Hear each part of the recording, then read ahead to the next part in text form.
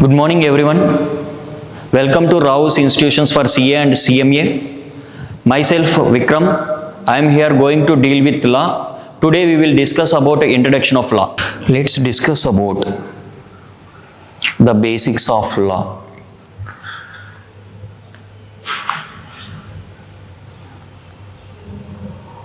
Firstly, what is law?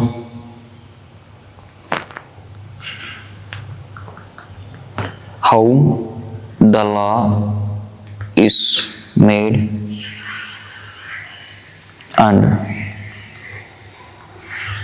types of law.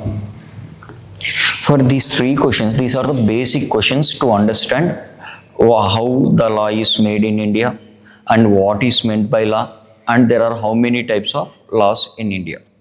మనం కనుక ముందుగా చూస్తే first question is what is law. అసలు లా అంటే ఏంటి? మనకి definition of this is law is set of obligations and duties. Law is set of obligations and duties imposed by government. Let's see this. ఇప్పుడు మనకు అర్థమయ్యేది ఏంటి? లా అంటే nothing but set of obligations and duties imposed by. ఎవరు impose చేస్తున్నారు మన మీద? Government impose చేస్తుంది. ఫర్ ఎగ్జాంపుల్, మనకి ఈ ప్రైమరీ అండర్స్టాండింగ్తో మనం ఒక పేపర్ తీసుకొని like we will write some rules, like ఒక ఎడ్యుకేషనల్ పాలసీ అనుకుందాం. దీంట్లో ఫస్ట్ వచ్చేటప్పటికి ఇంకటి నుంచి స్కూల్స్ అనేవి ఖచ్చితంగా 10 to 1 మాత్రమే ఉండాలి, హాఫ్ డే స్కూల్ ఉండకూడదు. అలానే ఎగ్జామ్స్ అనేవి అన్నీ కూడా ప్రొహిబిటెడ్, ఇంకా అసలు ఎగ్జామ్సే ఉండకూడదు. లేకపోతే ఎవరి మీద ఎలాంటి ప్రెషర్ ఉండకూడదు, కంపల్సరీ 4 to 5 hours స్పోర్ట్స్ ఉండాలి. ఒక వైట్ పేపర్ తీసుకొని మనం ఇలాంటి కొన్ని సెట్ ఆఫ్ రూల్స్ రాసేసాం. ఇదంతా కూడా ఇప్పుడు లా అయిపోతుందా? సో ఇన్ దిస్ క్వశ్చన్ మనం ఏం చదివాము? Law is nothing but obligations and duties అని చదివాం. మనం ఒక పేపర్ తీసుకొని ఒక set of rules and rules and regulations రాసినంత మాత్రాన దీన్ని లా అంటారా అంటే 100% లా అంటారు. సో ఇక్కడ పాయింట్ ఏంటి? లా అంటే నథింగ్ బట్ ఏంటి? Set of obligations and duties. So ఇక్కడ మనం అండర్స్టాండ్ చేసుకోవాల్సింది ఏంటి అంటే అసలు లా అనేదాన్ని ఎలా చేస్తారు, ఎవరు చేస్తారు? సో వి జస్ట్ సి ఏం చూద్దాము అంటే ప్రొసీజర్ ఫర్ మేకింగ్ లా అని చూద్దాం. అసలు లాని ఎలా చేస్తారు? So I will explain this with U an example. మనందరికీ కూడా నిర్భయ యాక్ట్ తెలుసు. ఈ ఇన్సిడెంట్ అనేది మనకి 2013లో జరిగింది. నిర్భయ ఇన్సిడెంట్ మనకి ఎక్కడ జరిగింది? ఢిల్లీలో జరిగింది. నథింగ్ బట్ మీకు ఒక స్టోరీ చెప్తాను, జాగ్రత్తగా వినండి. లైక్ ఒక అబ్బాయి ట్రాన్స్ఫార్మర్స్ సినిమాకి వెళ్ళారు. ఇన్ 2013 ఢిల్లీలో జరిగిన క్రైమ్ ఇది. వెళ్ళిన తర్వాత సెకండ్ షో సినిమా అయిపోయిన తర్వాత వాళ్ళు సినిమా హాల్ నుంచి స్టార్ట్ అయ్యారు. ఆ ప్లేస్ నుంచి వీళ్ళకి ఎక్కడ కూడా మళ్ళీ ఆ ప్లేస్కి రావడానికి ఆటోస్ దొరకలేదు. కొంతసేపు అయిన తర్వాత ఒక బస్సు వచ్చింది. ఆ బస్సు పబ్లిక్ ట్రాన్స్పోర్టేషన్ బస్ అనుకొని వీళ్ళు ఎక్కడం జరిగింది. ఆల్రెడీ ఆ బస్సులో ఒక 6 members ఉన్నారు. ఆ 6 members కూడా వీళ్ళని ఎవరైతే ఒక అబ్బాయి ఆ బస్సులో ఎక్కారో వాళ్ళని అసల్ట్ చేయడం మొదలుపెట్టారు. అలానే ఆ అమ్మాయిని మొలస్ట్ చేయడం మొదలుపెట్టారు. కొంత టైం అయిన తర్వాత ఆ అమ్మాయిని వీళ్ళు రేప్ చేసి రోడ్డు మీదకి నెట్టేశారు. నెట్టేసిన తర్వాత సివియర్గా ఇంజూర్ అయిన తను కొన్ని రోజుల ట్రీట్మెంట్ తర్వాత చనిపోయింది. చనిపోయిన తర్వాత ఎప్పుడైనా ఇలాంటి ఒక రేప్ కమ్ మర్డర్ జరిగిన తర్వాత ఆబ్వియస్గా మనం అందరూ కూడా ఈ సొసైటీలో ఏమవుతుంది అంటే ఇలాంటిది ఇంకోసారి రిపీట్ కాకూడదు అని ప్రతి ఒక్కరు కూడా రోడ్డు మీదకి వచ్చి లైక్ కొన్ని హ్యాజిటేషన్స్ చేయడం స్టార్ట్ చేస్తారు. ఇలా చేయడం ఎందుకు చేస్తారు? వీళ్ళందరూ కూడా గవర్నమెంట్ మీద ఏదో ఒక రకంగా మనం ప్రెషర్ని పెంచడానికి చేస్తాం. సో ఈ నిర్భయ ఇన్సిడెంట్లో కూడా ఢిల్లీలో ఉండే స్టూడెంట్స్ అలానే ఆర్డినరీ పీపుల్ వీళ్ళందరూ కూడా ఈ అమ్మాయికి జరిగింది ఇంకా ఫర్దర్గా ఎక్కడ కూడా రిపీట్ కాకూడదు, అలానే దీనికి జస్టిస్ జరగాలని చెప్పి మొత్తం ఢిల్లీలో ఉండే వాళ్ళందరూ కూడా రోడ్ల మీదకి రావడం స్టార్ట్ అయింది. ఈ టైంలో గవర్నమెంట్ మీద బాగా ప్రెషర్ పెరిగి దీని మీద ఏదో ఒకటి రియాక్ట్ అవ్వడానికి ఏం చేశారు అంటే, ఇప్పుడు ఆల్రెడీ మనకి ఇంతకుముందు రేప్ కానీ ఏదన్నా జరిగితే ఇండియన్ పీనల్ కోడ్ అని ఉండేది, దాని ప్రకారంగా మనకి శిక్షించేవాళ్ళు. సో దీన్ని కొంచెం స్ట్రెంగ్తన్ చేయడానికి మనకు ఫస్ట్ ఏం చేశారు అంటే ఒక డ్రాఫ్టింగ్ కమిటీని అపాయింట్ చేశారు. మీరు అందరూ గుర్తుపెట్టుకోవాల్సిన విషయం ఏంటి అంటే, ఎప్పుడైనా సరే ఒక లాని గనక చేయాలి అనుకుంటే ఇనీషియల్గా మనకి డ్రాఫ్టింగ్ కమిటీ అని ఉంటుంది. వీళ్ళు ఏం చేస్తారు అంటే బిల్ అనేదాన్ని ప్రిపేర్ చేస్తారు. అందరూ గుర్తుపెట్టుకోవాలమ్మా, ఎప్పుడైనా సరే మనకి గనక ఒక యాక్ట్ గనక కావాలి అంటే ఇనీషియల్గా అది ఎక్కడి నుంచి స్టార్ట్ అవుతుంది? ఫస్ట్ స్టెప్ వచ్చేటప్పటికి డ్రాఫ్టింగ్ ఆఫ్ బిల్ దగ్గర నుంచి స్టార్ట్ అవుతుంది. ఈ డ్రాఫ్టింగ్ ఆఫ్ బిల్ అనేది ఎవరు చేస్తారు అంటే డ్రాఫ్టింగ్ కమిటీ అని ఉంటుంది, వాళ్ళు డ్రాఫ్ట్ చేస్తారు. సార్ ఈ డ్రాఫ్టింగ్ కమిటీని అపాయింట్ చేశారు దేనికోసం? ఏదైతే నిర్భయ ఇన్సిడెంట్ జరిగిందో అలాంటిది ఇంకోసారి రిపీట్ కాకుండా ఉండాలి అంటే ఎలాంటి లా అయితే కావాలో అలాంటి లా చేయడం కోసం. సో డ్రాఫ్టింగ్ కమిటీ ఇప్పుడు ఏం ప్రిపేర్ చేసింది? బిల్ ప్రిపేర్ చేసింది. ఈ బిల్ ప్రిపేర్ చేసినంత మాత్రాన ఇది లా అవుతుందా? 100% కాదు. దీంట్లో ఫస్ట్ స్టెప్ ఏంటి? Drafting of bill, step 1. ఈ స్టెప్ 1 అయిపోయిన తర్వాత స్టెప్ 2లోకి వస్తారమ్మా. ఈ స్టెప్ 2 ఏంటి అంటే ఏదైతే బిల్లుని వీళ్ళు డ్రాఫ్ట్ చేశారో దాన్ని ప్రపోజ్ చేస్తారు. ఎక్కడ ప్రపోజ్ చేస్తారు? బిల్ని పార్లమెంట్లో ప్రపోజ్ చేస్తారు. మీ అందరికీ తెలుసు పార్లమెంట్లో మొత్తం కూడా 2 హౌసెస్ ఉంటాయమ్మా. ఏమేం హౌసెస్ అవి? ఒకటి లోక్సభ, ఇంకోటి ఏంటి? రాజ్యసభ. ఒకదాన్ని మనం లోయర్ హౌస్ అంటాము, ఇంకో దాన్ని మనం ఏమంటాము? అప్పర్ హౌస్ అంటాం. ఈ డ్రాఫ్టింగ్ కమిటీ ఏదైతే బిల్ ప్రపోజ్ చేసిందో ఆ బిల్లుని ఎక్కడ ప్రపోజ్ చేస్తారు? ఏదైతే బిల్లుని డ్రాఫ్ట్ చేసిందో ఆ డ్రాఫ్ట్ చేసిన బిల్లుని మనకి ఎక్కడ ప్రపోజ్ చేస్తారు? పార్లమెంట్లో ప్రపోజ్ చేస్తారు. పార్లమెంట్లో మొత్తంగా ఎన్ని హౌసెస్ ఉంటాయి? 2 హౌసెస్ ఉంటాయి. ఒక హౌస్ను మనం ఏమంటాము? లోక్సభ అంటాం, ఇంకో హౌస్ను మనం ఏమంటాము? రాజ్యసభ అంటాం. ఈ లోక్సభలో ఎవరుంటారు? రాజ్యసభలో ఎవరుంటారు?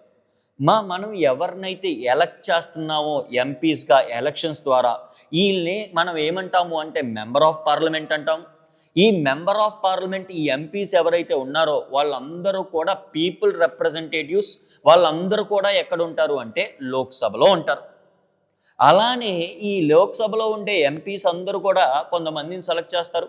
వీళ్ళందరూ కూడా సెలెక్టెడ్ పర్సన్స్ ఎవరైతే ఉంటారో ఈ పొలిటికల్ పార్టీకి సంబంధించిన రిప్రజెంటేటివ్స్ వీళ్ళందరూ ఎక్కడ ఉంటారు అంటే రాజ్యసభలో ఉంటారు. ఒకసారి ఈ బిల్లును మనం ఎక్కడ ప్రపోజ్ చేస్తున్నాము? లోక్సభలో ప్రపోజ్ చేస్తున్నాం.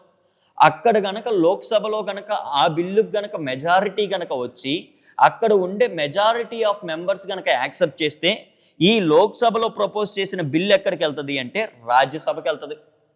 ఆ రాజ్యసభలో ఎవరైతే మెంబర్స్ ఉంటారో వాళ్ళందరూ కూడా ఈ బిల్లుని కనుక యాక్సెప్ట్ చేస్తే ఇప్పుడు ఈ బిల్లు యాక్ట్ అయిపోతుందా అంటే 100% అక్కడ కూడా యాక్ట్ అవ్వదు. ఈ స్టెప్ 2 నుంచి ఎక్కడికి వెళ్తుంది అంటే స్టెప్ 3కి వెళ్తుంది. మీరందరూ జాగ్రత్తగా కనుక చూస్తే ద ప్రాసెస్ ఆఫ్ యాక్ట్, ఎలా ఇండియాలో ఒక యాక్ట్ని చేస్తారు అంటే దీంట్లో చాలా స్టెప్స్ ఇన్వాల్వ్ అయి ఉంటాయమ్మా. దాంట్లో ఫస్ట్ స్టెప్ ఏంటి అంటే డ్రాఫ్టింగ్ ఆఫ్ బిల్. మనకు ఒక డ్రాఫ్టింగ్ కమిటీ అని ఉంటుంది. ఆ డ్రాఫ్టింగ్ కమిటీ ఏం చేస్తుంది అంటే ఏదైతే ఇష్యూ మీద ఒక చట్టాన్ని చేయాలో, లాని చేయాలో వీళ్ళందరూ కూడా ఏవేవైతే రూల్స్ అండ్ రెగ్యులేషన్తో ఒక డ్రాఫ్ట్ని ప్రిపేర్ చేస్తారు. దాన్నే మనం ఏమంటాము అంటే బిల్ అంటాం. ఇలా డ్రాఫ్టింగ్ కమిటీ ప్రిపేర్ చేసిన బిల్లుని స్టెప్ 2లో ఎక్కడికి వెళ్తుంది అంటే మన పార్లమెంట్ ఏదైతే ఉందో దాంట్లో ప్రపోజ్ చేస్తారు. ఈ పార్లమెంట్లో మొత్తం కూడా 2 హౌసెస్ ఉంటాయమ్మా. ఒక హౌస్ ఏంటి అంటే లోక్సభ, ఇంకో హౌస్ ఏంటి అంటే రాజ్యసభ. ఈ లోక్సభలో ఎవరుంటారు అంటే ఎంపీస్ ఉంటారమ్మా. ఈ మెంబర్ ఆఫ్ పార్లమెంట్ మనం ఎవరమైతే రిప్రజెంటేటివ్స్గా మన సరౌండింగ్స్లో ఉండే వాటిలో కాన్స్టిట్యూషన్స్లో గెలిపిస్తామో వాళ్ళందరూ కూడా మన తరపున రిప్రజెంట్ చేయడానికి లోక్సభకి వెళ్తారు. ఇక్కడ ఒక్కసారి కనుక ఓకే కనుక అయితే ఈ బిల్ కాస్త మళ్ళీ ఎక్కడికి వెళ్తుంది అంటే రాజ్యసభకి వెళ్తుంది. రాజ్యసభలో కూడా మెజారిటీ ఆఫ్ మెంబర్స్ కనుక ఈ బిల్లుకి కనుక యాక్సెప్టెన్స్ కనుక ఇస్తే ఇది థర్డ్ స్టెప్లో ఎవరి దగ్గరికి వెళ్తుంది అంటే ఎక్కడైతే లోక్సభ రాజ్యసభలో పాస్ అయిందో ఆ బిల్ కాస్త ఎక్కడికి వెళ్తుంది అంటే ప్రెసిడెంట్ దగ్గరికి వెళ్తుంది. ఏదైతే బిల్ ప్రెసిడెంట్ దగ్గరికి వెళ్ళిందో ఆ బిల్లుకి ఆ ప్రెసిడెంట్ ఏమి ఇవ్వాలి అంటే అసెంట్ ఇవ్వాలి. మా అసెంట్ ASSENT అసెంట్ అంటే ఏంటి అంటే అంగీకారం లేదా ఆమోదం అనండి. అంటే ఫస్ట్ స్టెప్లో మనం ఏం చేస్తున్నాం, ఒక బిల్లుని డ్రాఫ్ట్ చేస్తున్నాం. అలా బిల్లుని డ్రాఫ్ట్ చేసిన దాంట్లో సెకండ్ దాంట్లో ఏం చేస్తున్నాం, మనం పార్లమెంట్లో ప్రపోజ్ చేస్తున్నాం. పార్లమెంట్లో ఎన్ని హౌసెస్ ఉంటాయి, 2 హౌసెస్ ఉంటాయి. ఒకదాన్ని మనం ఏమంటున్నాము లోక్సభ అంటున్నాం, రెండో దాన్ని మనం ఏమంటున్నాము రాజ్యసభ అంటున్నాం. ఈ లోక్సభలో పాస్ అయింది ఎక్కడికి వెళ్తుంది, రాజ్యసభలోకి వెళ్తుంది.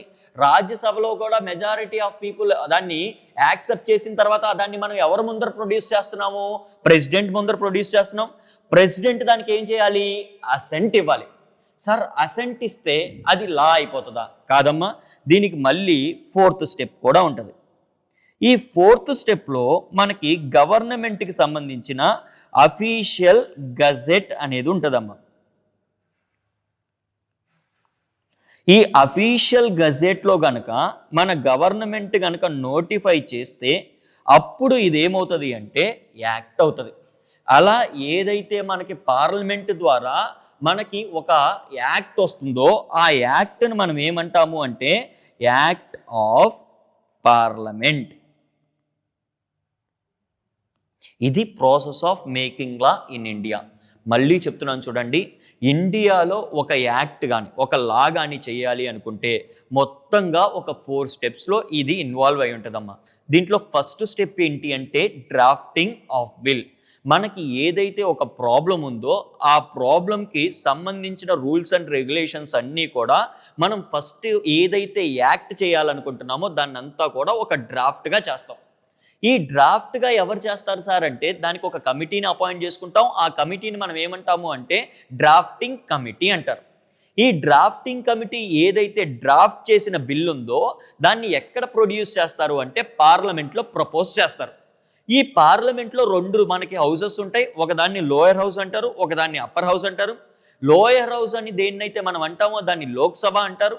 హయ్యర్ హౌస్ అని దేన్నైతే అంటామో లేదా అప్పర్ హౌస్ అని మనం దేన్నైతే అంటామో దాన్ని ఏమంటారమ్మా రాజ్యసభ అంటారు. ఈ లోక్సభ ఏదైతే ఉందో దాంట్లో మనం ప్రపోజ్ చేసిన తర్వాత కొన్ని డిస్కషన్స్ జరుగుతాయి. డిస్కషన్స్ జరిగిన తర్వాత మెజారిటీ ఆఫ్ ద పీపుల్ కనుక majority of the members of the parliament కనుక ఈ బిల్లుని కనుక యాక్సెప్ట్ కనుక చేస్తే అది మనకి ఎక్కడికి వెళ్తుంది అంటే రాజ్యసభకి వెళ్తుంది. రాజ్యసభలో కూడా ఉండే మెంబర్ ఆఫ్ పార్లమెంట్ ఎవరైతే ఉంటారో వాళ్ళలో మెజారిటీ ఆఫ్ పర్సన్స్ కనుక యాక్సెప్ట్ కనుక చేస్తే అది ఆ బిల్ కాస్త ఎక్కడికి వెళ్తుంది అంటే ప్రెసిడెంట్ దగ్గరికి వెళ్తుంది. ఒక్కసారి కనుక ఆ ప్రెసిడెంట్ కనుక ఆ బిల్లుకి కనుక అసెంట్ కనుక ఇస్తే ఆ అసెంట్ ఇచ్చిన బిల్లుని ఏం చేస్తుంది గవర్నమెంట్ అంటే ఆ గవర్నమెంట్కి సంబంధించిన అఫీషియల్ గజెట్ ఏదైతే ఉంటుందో దాంట్లో నోటిఫై చేస్తారు విత్ ఎఫెక్టివ్ డేట్.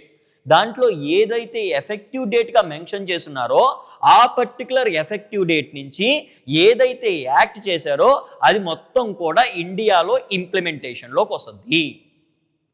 అందరికీ క్లియరా అండి? ఇక్కడ మనం ఏం నేర్చుకున్నాము అంటే లా అంటే ఏంటో తెలుసుకున్నాం, అలానే ఆ లాని ఎలా చేస్తారో తెలుసుకున్నాం. ఇప్పుడు ఒక్కసారి వాట్ ఈస్ లా అనే పాయింట్ని మళ్ళీ చూద్దామమ్మా. మా లా అంటే ఏంటి? Law is a set of obligations and duties. ఈ ఆబ్లిగేషన్స్ అండ్ డ్యూటీస్ ఏవైతే ఉంటాయో వాటిలన్నిటినీ సెట్గా కనుక మనం తీసుకుంటే దాన్నే మనం ఏమంటున్నాము లా అని అంటున్నాం. ఇక్కడ పాయింట్ ఏంటి అంటే ఈ ఆబ్లిగేషన్స్ కానీ డ్యూటీస్ కానీ ఏదైతే సెట్గా ఉన్నాయో అది ఇంపోజ్ చేసేది ఎవరు ఇంపోజ్ చేస్తారు అంటే గవర్నమెంట్ ఇంపోజ్ చేస్తుందమ్మా. అంటే నథింగ్ బట్ లా అంటే ఏంటి?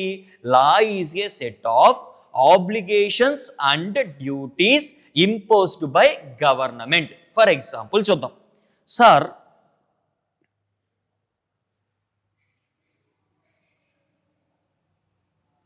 చూడండి, law is a set of obligations and duties imposed by government. మనం దీన్ని ఒక ఎగ్జాంపుల్తో చూద్దామమ్మా. ఫర్ ఎగ్జాంపుల్, మనం ఒక బైక్ డ్రైవ్ చేయాలనుకుంటున్నాం. మనం ఒక 1 వీకో లేకపోతే ఒక 10 డేసో బైక్ డ్రైవింగ్ నేర్చుకున్నాము. We are very much perfect in driving a bike. ఇప్పుడు నేను బైక్ని రోడ్డు మీద డ్రైవ్ చేస్తున్నాను. All of the sudden traffic police మనల్ని ఆపాడు. ఆపి ఏం అడిగాడు అంటే లైసెన్స్ ఉందా అని అడిగాడు. సో ఇక్కడ పాయింట్ ఏంటి, నేను ఇండియాలో బైక్ డ్రైవ్ చేయాలి అనుకుంటే నాకు బైక్ డ్రైవ్ చేయడం వస్తే సరిపోతుందా? బైక్ డ్రైవ్ చేయడంతో పాటు నాకు లైసెన్స్ కూడా ఉండాలా? లేదు. సెకండ్ క్వశ్చన్, సార్ ఇప్పుడు నా దగ్గర లైసెన్సు ఉంది, నాకు బైక్ డ్రైవ్ చేయడం వచ్చు. నేను లైసెన్స్ పాకెట్లో పెట్టుకున్నాను, బైక్ డ్రైవ్ చేయడం స్టార్ట్ చేశారు. ఆల్ ఆఫ్ ద సడన్ మళ్ళీ ట్రాఫిక్ పోలీస్ నన్ను ఆపాడు, హెల్మెట్ ఏది అని అడిగాడు. సో ఇక్కడ నా క్వశ్చన్ ఏంటి, ఇండియాలో నేను బైక్ డ్రైవ్ చేయాలి అంటే నాకు బైక్ డ్రైవ్ చేయడం వచ్చి ఉండాలా, దాంతోపాటు లైసెన్స్ ఉండాలా, దాంతోపాటు నేను హెల్మెట్ పెట్టుకోవాలా. సో ఇప్పుడు నా దగ్గర బైక్ డ్రైవ్ చేయడం వచ్చు, అలానే లైసెన్సు ఉంది, అలానే హెల్మెట్ ఉంది, నాతో పాటు ఇంకా ఇద్దరిని కూర్చోబెట్టుకున్నాను. మొత్తం మేము ముగ్గురం కలిసి బైక్ డ్రైవ్ చేయడం స్టార్ట్ చేసాం. ఆల్ ఆఫ్ ద సడన్ మళ్ళీ ట్రాఫిక్ పోలీస్ ఆపి నేను ముగ్గురిని డ్రైవ్ చేయకూడదు, కేవలం ఒక బైక్ అంటే ఇద్దరే డ్రైవ్ చేయాలి అన్నారు. ఫస్ట్ సార్ ఆపినప్పుడు మనల్ని ఏమడిగారు? లైసెన్స్ అడిగారు. సెకండ్ సార్ మనల్ని ఆపినప్పుడు ఏమడిగారు? హెల్మెట్ అడిగారు. థర్డ్ సార్ మనల్ని అడిగారు ట్రిపుల్ రైడింగ్ చేయకూడదు అని చెప్పారు. సో ఈ లైసెన్స్ ఉండడం అనేది, లేకపోతే హెల్మెట్ పెట్టుకోవడం అనేది, లేకపోతే ట్రిపుల్ రైడింగ్ చేయకూడదు అనేది, అలానే డ్రంక్ అండ్ డ్రైవ్ చేయకూడదు అనేది, ఇవన్నీ కూడా ఏంటి, ఇండియాలో గనక మనం బైక్ డ్రైవ్ చేయాలి అనుకుంటే మనం ఫాలో అవ్వాల్సిన duties and obligations. Sir bike drive చేస్తే ఇలానే మనం ఇవన్నీ చెయ్యాలి, లైక్ మనం హెల్మెట్ పెట్టుకోవాలి, ట్రిపుల్ రైడింగ్ చేయకూడదు, డ్రింకింగ్ డ్రైవింగ్ చేయకూడదు, మొబైల్ మాట్లాడకూడదు, అలానే మన దగ్గర డ్రైవింగ్ లైసెన్స్ ఉండాలి, ఆర్సీ ఉండాలి, ప్రాపర్ పొల్యూషన్ ఉండాలి, ఇలాంటి some sort of rules and regulations మనం ఏదైతే ఫాలో అవ్వాలో అవన్నీ మనం ఫాలో అవ్వాలని మనకి ఎవరు చెప్పారు సార్? ఎవరు చెప్పారంటే మనకి లా చెప్పింది. ఆ యాక్ట్ పేరు ఏంటి అంటే మోటార్ వెహికల్స్ యాక్ట్ 1988. సో ఇక్కడ మీరు గనక లా యొక్క డెఫినేషన్లో కనుక చూస్తే, law is a set of obligations and duties. For example, మనం బైక్ నడపాలి అనుకుంటే మన దగ్గర ఖచ్చితంగా ఏం ఉండాలి? లైసెన్స్ ఉండాలి. అంటే నథింగ్ బట్ ఇదేంటి? ఆబ్లిగేషన్. అలానే మనం ఖచ్చితంగా బైక్ డ్రైవ్ చేయాలి అంటే మనం ఏం పెట్టుకోవాలి? హెల్మెట్ పెట్టుకోవాలి. హెల్మెట్ పెట్టుకోవడం అనేది ఏంటి? మన డ్యూటీ. మన దగ్గర ఫర్ ఎగ్జాంపుల్ పొల్యూషన్ ఉండడం అనేది ఏంటి? ఆబ్లిగేషన్. అలానే ట్రిపుల్ రైడింగ్ చేయకూడదు, కేవలం ఇద్దరు మాత్రమే డ్రైవ్ చేయాలంటే ఏంటి? మన డ్యూటీ. సో మనకి ఒక లా ఏం చెప్తుంది అంటే ఆబ్లిగేషన్స్ అండ్ డ్యూటీస్ చెప్తున్నారు. సార్ వీళ్ళు ఏదైతే హెల్మెట్ పెట్టుకోవాలి, లేకపోతే మనం ట్రిపుల్ రైడింగ్ చేయకూడదు, లేకపోతే మనం ఎవరన్నా కనుక డ్రింకింగ్ డ్రైవింగ్ ఉంటే ఫైన్ వేస్తారు, ఇలాంటి కాన్సిక్వెన్సెస్ అన్నీ మనకి ఎవరు చెప్తున్నారు సార్? మన మీద ఎవరు ఇంపోజ్ చేస్తున్నారు అంటే గవర్నమెంట్ ఇంపోజ్ చేస్తుంది. దేని ద్వారా మన మీద ఇవన్నీ ఇంపోజ్ చేస్తుంది? మోటార్ వెహికల్స్ యాక్ట్ ద్వారా. సో ఇండియాలో లా అంటే ఏంటి? లా is nothing but set of obligations and duties. ఈ ఆబ్లిగేషన్స్ అండ్ డ్యూటీస్ ఏవైతే ఉన్నాయో అవన్నీ కూడా మన మీద ఇంపోజ్ చేసేది ఎవరు? గవర్నమెంట్. సో ఇక్కడ క్లియరా అండి? ఇక్కడ మనం ఈ ఫస్ట్ క్లాస్లో తెలుసుకోవాల్సింది ఏంటి అంటే లా అంటే ఏంటి. లా అంటే ఏం లేదు, సింపుల్గా చెప్పాలి అంటే set of obligations and duties. Sir ఈ ఆబ్లిగేషన్స్ లేదా డ్యూటీస్ ఇవన్నీ కూడా మన మీద ఎవరు ఇంపోజ్ చేస్తున్నారు సార్? నథింగ్ బట్ మన మీద ఎవరు ఇంపోజ్ చేస్తారమ్మా? గవర్నమెంట్ ఇంపోజ్ చేస్తుంది. సో లా అంటే ఏంటి? Law is set of obligations and duties imposed by whom. ఎవరి మీద మన మీద ఇంపోజ్ చేస్తున్నారు? గవర్నమెంట్ ఇంపోజ్ చేస్తుంది. ఓకేనా? Fine, done. సో ఇప్పుడు మనకి 2 విషయాలు అర్థమైందమ్మా. వాట్ ఈస్ లా అనేది అర్థమైంది, how an act is made లేదా how the law is made అనేది, లేదా the process of making law. ఈ క్వశ్చన్స్కి కూడా మన దగ్గర ఆన్సర్స్ వచ్చినాయి. నెక్స్ట్ వన్ ఏంటి అంటే సోర్సెస్ ఆఫ్ లా. అసలు ఇండియాలో ఉండే అన్ని లాస్ కనుక చూసుకుంటే వీటిలన్నిటికీ సోర్స్ ఏంటి? అసలు దేన్ని బేస్ చేసుకొని ఆ లాస్ని చేశారు?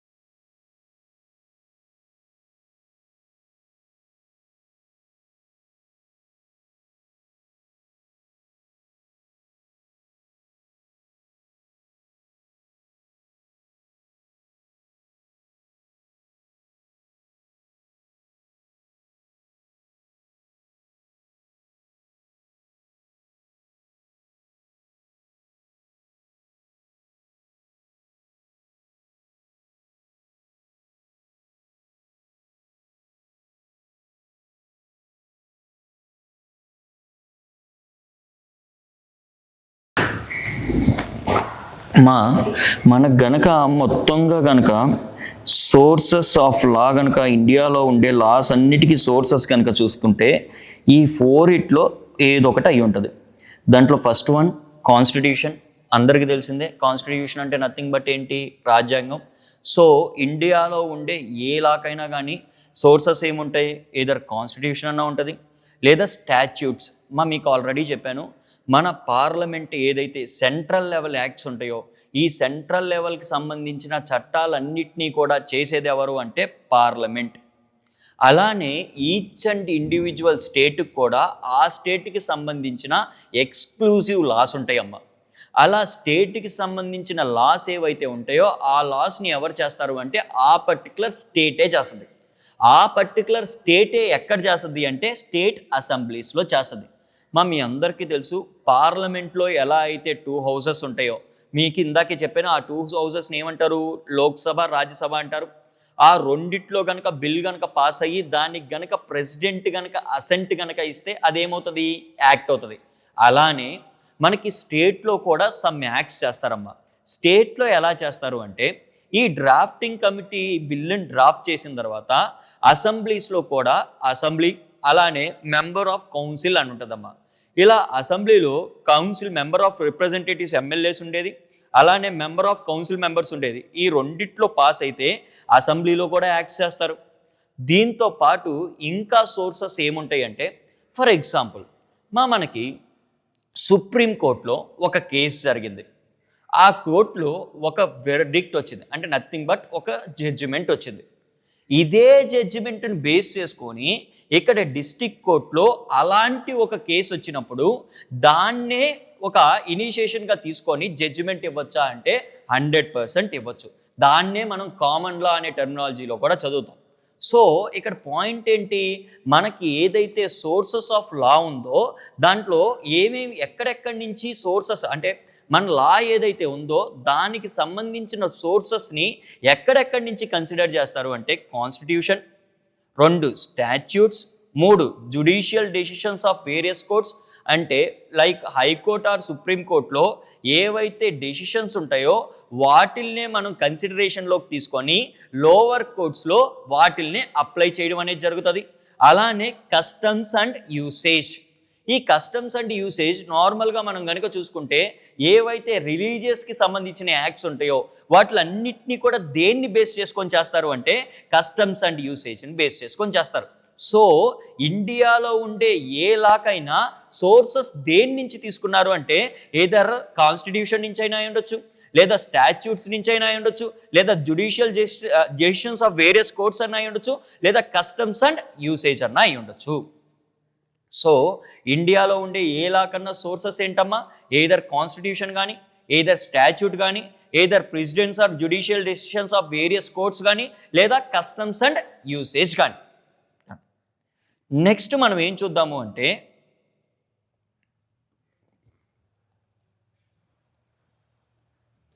Types of law.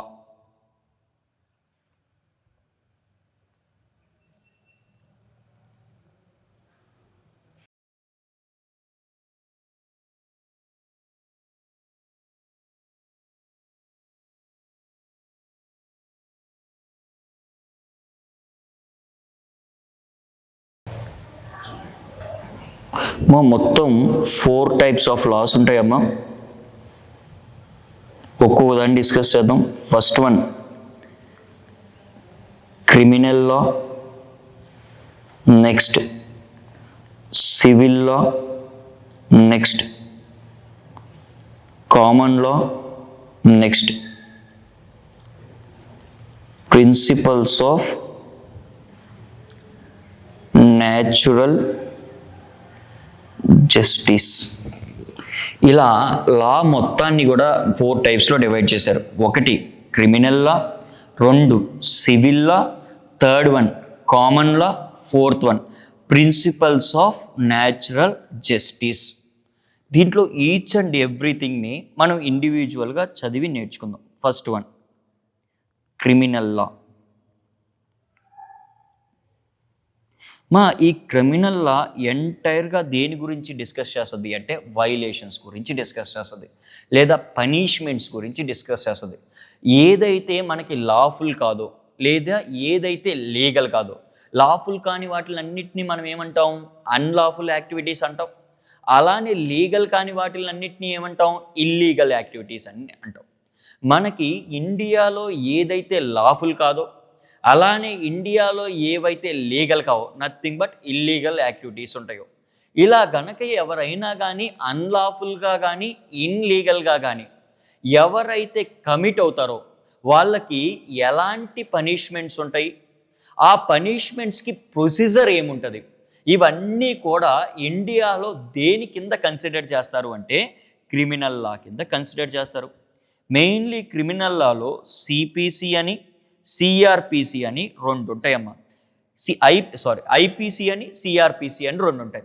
ఐపీసీ అంటే ఏంటి అంటే ఇండియన్ పీనల్ కోడ్, సిఆర్పిసి అంటే ఏంటి అంటే code of criminal procedures. Sir ఈ రెండిటికి డిఫరెన్స్ ఏంటి సార్? ఇండియన్ పీనల్ కోడ్కి అట్లాగే సిఆర్పిసికి. ఈ ఇండియన్ పీనల్ కోడ్లో ఏం చెప్తారు అంటే అసలు దేన్ని మనం తప్పంటాం. ఫర్ ఎగ్జాంపుల్, నేను వెళ్ళి ఒకరిని పొడిచాను అనుకోండి, నథింగ్ బట్ దాన్నే మనం ఏమంటాము, మర్డర్ అంటాం, అంతేనా కదా. ఒకడిని నేను అబద్ధాలు చెప్పి ఎక్స్ప్లాయిట్ చేసి ఒక 10,000 రూపాయలు వాడి దగ్గర నుంచి తీసుకున్నాం అనుకోండి, దీన్నే మనం ఏమంటాము, చీటింగ్ అంటాం. దీన్ని మర్డర్ అంటారు లేదా దీన్ని చీటింగ్ అంటారు. ఈ రెండు కూడా తప్పులే అని మనకి ఎక్కడ చెప్తారు అంటే ఇండియన్ పీనల్ కోడ్లో చెప్తారు. ఇప్పుడు నేను తప్పు చేశాను అని ప్రూవ్ చేయాలి కదా. ప్రూవ్ చేయాలంటే ఏం చేయాలి? ఫర్ ఎగ్జాంపుల్, ఒకటి నా మీద వెళ్ళి కంప్లైంట్ ఇచ్చి ఉండాలి, ఆ కంప్లైంట్కి ఒక ఎఫ్ఐఆర్ ఫైల్ చేసి ఉండాలి, ఆ ఎఫ్ఐఆర్ ఫైల్ చేసిన తర్వాత నన్ను అరెస్ట్ చేయాలి, తర్వాత నన్ను రిమాండ్కి తీసుకోవాలి, తర్వాత ప్రాపర్గా ఏం జరగాలి, లైక్ కోర్టులోకి నన్ను ప్రొడ్యూస్ చేయాలి, తర్వాత ఆర్గ్యుమెంట్స్ జరగాలి, తర్వాత ప్రాపర్గా నేను ఏదైతే కమిట్ చేశానో, ఏదైతే అఫెన్స్ ఉందో లేదా వైలేషన్ ఉందో దీనికి సంబంధించిన ఎవిడెన్స్ ఇవ్వాలి, ఆ ఎవిడెన్స్ మీద ఆర్గ్యుమెంట్స్ జరగాలి, లాస్ట్లో జడ్జిమెంట్ రావాలి. ఇవన్నీ కూడా ఏంటి, ప్రొసీజర్. ఈ ప్రొసీజర్ మొత్తాన్ని ఎక్కడ డిస్కస్ చేస్తారు, సిఆర్పిసిలో డిస్కస్ చేస్తారు. అంటే మనం కమిట్ చేసింది అసలు అంటే లైక్ వైలేషనా కాదా, అలాంటి వైలేషన్ చేస్తే ఎలాంటి పనిష్మెంట్ ఉంటుంది, ఇవన్నీ కూడా ఎక్కడ డిస్కస్ చేస్తారు, ఐపీసీలో డిస్కస్ చేస్తారు. అసలు దీనికి ఎలాంటి ప్రొసీజర్ ఫాలో అవ్వాలి అని ఎక్కడ డిస్కస్ చేస్తారు, కోడ్ ఆఫ్ క్రిమినల్ ప్రొసీజర్ సిఆర్పిసిలో డిస్కస్ చేస్తారు. ఇవన్నీ కూడా దేనికి సంబంధించింది, క్రిమినల్ లాకి సంబంధించింది. సో క్రిమినల్ లాలో ఎలాంటి డిస్కషన్స్ ఉంటాయి అంటే వైలేషన్ గురించి, అన్లాఫుల్ యాక్టివిటీస్ గురించి, ఇల్లీగల్ యాక్టివిటీస్ గురించి, దేన్ని క్రైమ్గా ట్రీట్ చేస్తారు, దేన్ని క్రైమ్గా ట్రీట్ చేయరు, అలాంటి క్రైమ్ చేస్తే మనకి ఎలాంటి పనిష్మెంట్స్ పడతాయి, ఇదంతా కూడా పనిష్మెంట్స్ ఇన్ నేచర్ ఉంటుంది. ఏది, క్రిమినల్ లా వచ్చేటప్పటికి. సెకండ్ లా ఏంటమ్మా, సివిల్ లా. ఈ సివిల్ లా మొత్తం కూడా దేని గురించి డిస్కస్ చేస్తుంది అంటే ఇద్దరు ఇండివిజువల్ మెంబర్స్కి ఏదైనా ఒక డిస్ప్యూట్ కనుక వస్తే ఎలా రిసాల్వ్ చేయాలి, లేదు ఒక ఇండివిజువల్కి ఒక కార్పొరేట్కి కనుక ఒక డిస్ప్యూట్ వస్తే ఎలా రిసాల్వ్ చేయాలి, లేదు ఇద్దరు కార్పొరేట్స్ కనుక ఏదైనా డిస్ప్యూట్ వస్తే ఎలా. అంటే సివిల్ లా యొక్క మేజర్గా ఉండే యాక్టివిటీ ఏంటి అంటే డిస్ప్యూట్ని సాల్వ్ చేయడం. అది ఇండివిజువల్స్కైనా ఉండొచ్చు, అది కార్పొరేట్స్కైనా ఉండొచ్చు. For example contract law, for example property law, ఇవన్నీ కూడా ఏంటి, సివిల్ లాస్కి సంబంధించిందమ్మా. ఈ సివిల్ లాస్లో తీసుకునే మేజర్ యాక్టివిటీ ఏముంటుంది అంటే డిస్ప్యూట్ సాల్వింగ్. ఇదంతా కూడా దేంట్లో, civil Lalo. Sir next common law. What is meant by common లా?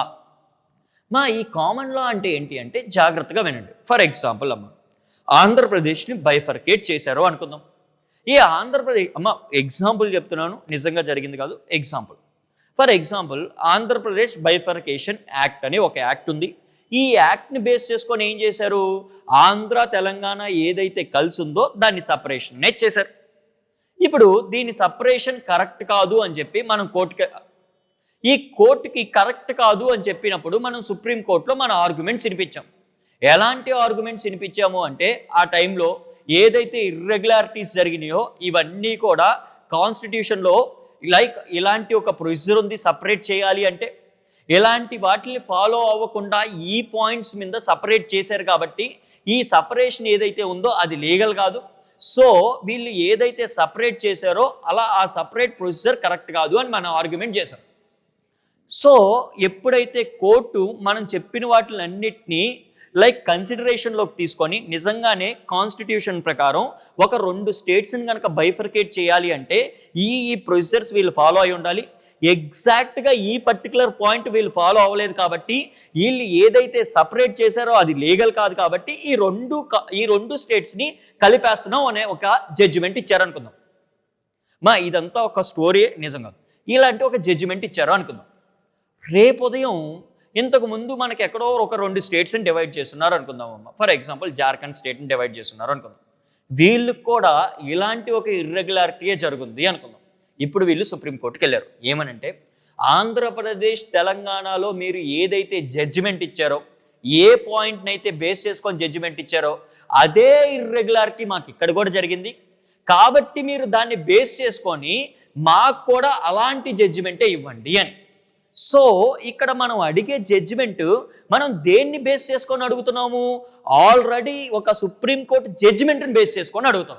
అలా ఆల్రెడీ సుప్రీంకోర్టు ఇచ్చిన జడ్జిమెంట్ని బేస్ చేసుకొని కనుక మనం గనక జడ్జిమెంట్ని కనుక తీసుకుంటుంటే దాన్ని ఏమంటారు అంటే కామన్ లా.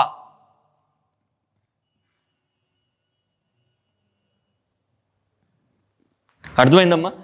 ఇది ఇలా సుప్రీంకోర్టు ఇచ్చిన ఏ జడ్జిమెంట్ అయినా సరే మనం ఫర్దర్ కేసెస్లో మనం వాడొచ్చు అని మనకి ఎక్కడ చెప్పారు అంటే కాన్స్టిట్యూషన్ ఆర్టికల్ 141లో మనకు చెప్పారమ్మా. దీన్ని బేస్ చేసుకొని కామన్ లా అనేది వచ్చింది. అర్థమైందమ్మా? Next one, principles of natural justice. ఇదేంటి అంటే బియాండ్ రిటర్న్ లా.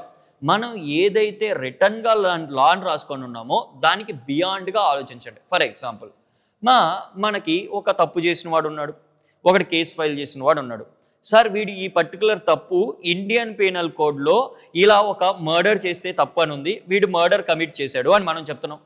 ఇప్పుడు కమిట్ చేసిన వాడు ఎవరైతే ఉన్నాడో వాడి వైపు నుంచి మనం ఎలాంటి ఆర్గ్యుమెంట్ కూడా వినకుండా, లేకపోతే వాడికి ఒక ఆపర్చునిటీ ఆఫ్ బీయింగ్ హర్డ్ ఇవ్వకుండా మనం ఏదన్నా ఒక జడ్జిమెంట్ పాస్ చేసేయవచ్చా? 100% పాస్ చేయలేం. మనం అలాంటి ఒక జడ్జిమెంట్ పాస్ చేసే ముందర మనం మారల్ గ్రౌండ్స్ని తీసుకొని మనం వాడికి ఏం చేస్తాం? ఒక ఫెయిర్ ఛాన్స్ ఇస్తున్నాం. దేనికి? వాడి వైపు నుంచి మనకి ఎక్స్ప్లెనేషన్ ఇవ్వడానికి. దీన్నే ఏమంటారు అంటే ప్రిన్సిపల్స్ ఆఫ్ న్యాచురల్ జస్టిస్ అంటారు. సో మన ఇండియాలో లాని మొత్తం కూడా 4 టైప్స్గా డివైడ్ చేయడం జరిగింది. ఫస్ట్ వన్, ఏదైతే పనిష్మెంట్స్ ఇన్ నేచర్ ఉంటుందో అదంతా కూడా క్రిమినల్ లా. ఏదైతే డిస్ప్యూట్ సాల్వింగ్ ఉంటుందో ఇదంతా సివిల్ లా కిందకి. అలాగే ఏదైతే మనకి ఒక సుప్రీంకోర్టు ఇచ్చిన వెర్డిక్ట్ని బేస్ చేసుకొని మనం కనుక అప్పీల్కి కనుక వెళ్తుంటే దాన్ని కామన్ లా అంటారు. అలానే బియాండ్ ద రిటర్న్ లా కనుక మనం చూసుకుంటే ప్రిన్సిపల్స్ ఆఫ్ న్యాచురల్ జస్టిస్ అంటారు. సో ఈ రోజు క్లాస్లో మనం ఏమేమి డిస్కస్ చేసాము? వాట్ ఈస్ లా అనేది చూసాం. అలానే మనం ఏం చేసాం? ప్రొసీజర్ ఫర్ మేకింగ్ లా అని చూసాం. అలానే మనం ఏం చూసాం? సోర్సెస్ ఆఫ్ లాస్ చూసాం. అలానే మనం ఏం చూసాం? టైప్స్ ఆఫ్ లాస్ కూడా చూసాం. సో ఈ రోజుకి క్లాస్ ఇంతటితో ఎండ్ చేద్దామమ్మా. రేపు ఫర్దర్ క్లాస్ చూద్దాం. Thank you very much.